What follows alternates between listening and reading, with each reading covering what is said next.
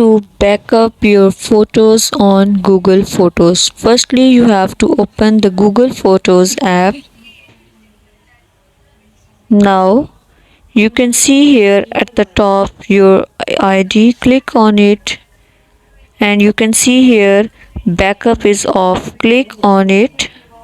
You can turn on the backup. Click on turn on backup.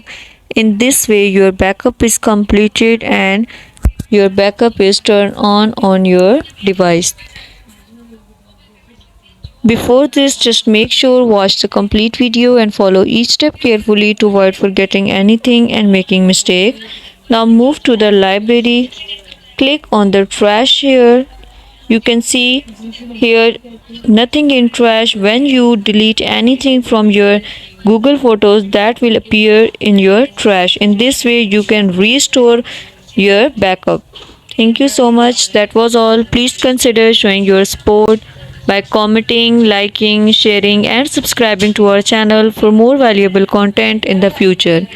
Your engagement is highly appreciated. I wish you very good luck. Thanks.